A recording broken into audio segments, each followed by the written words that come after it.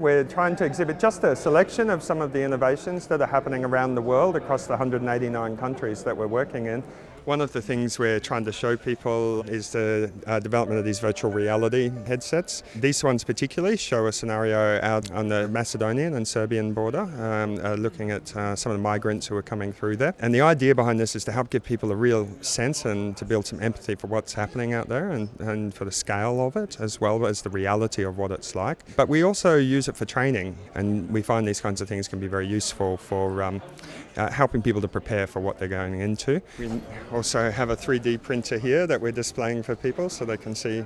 This is just a little mini model, but it's just to give people an idea. But this is obviously very useful, being able to print things in environments where we can't access a lot of things as well. And it can be done very quickly and very cheaply on site. So to give you an example, part broke off the end of this, and to replace it was going to be extremely expensive and hard to find. And was going to cost a lot to get in, and we were able to just 3D print a piece for it, and now it works just as well. So we are doing different researches. We partner with universities, we do material research to improve materials, we develop shelter solutions. The most recent one we've been working on is a winterized tent, and there we have been partnering first with British Red Cross, Mongolian Red Cross, Turkish Red Crescent, who has been producing the tents. They have their own tent factory. It has a lot of small little features that really make it a much better performing tent. And we have tested it in Mongolia in winter 2015. So in January, February, we've been testing it at minus 30 degrees. And inside we could reach 25 degrees with a normal coal stove.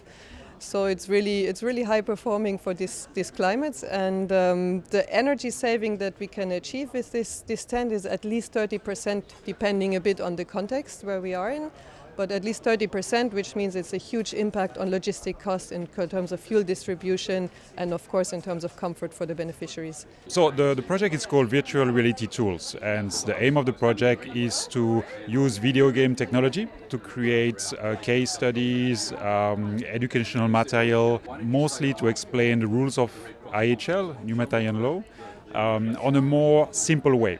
Because international humanitarian law is sometimes very complicated. So I try to take those very complicated concepts and to turn it into scenarios, audiovisual scenarios, as we can see here, for law enforcement, for example. And those scenarios will be used in seminars and training sessions to initiate a dialogue with armed forces, police, or anybody else. What we're trying to do is also to crowdsource innovation.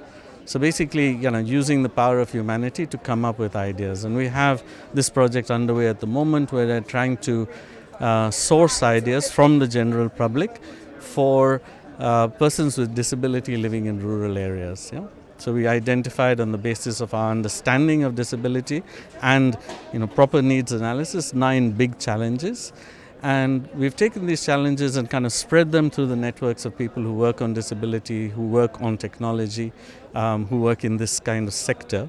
It's called Enable Makeathon. We've selected 32 ideas, and we're supporting those 32 ideas. They're very different ideas, and we think that 3 or 4 of these ideas might be real game changers in the way that, in what we can provide for disability in rural areas. But for us, innovation isn't just about developing the technical products. It's also about thinking about how we do things and thinking about the way that we work and the way that we collaborate, and looking for new ways to do that increasingly will make us more effective, and increasingly work in partnership both with the communities that we're serving, but also with the range of private and academic sector partnerships as well.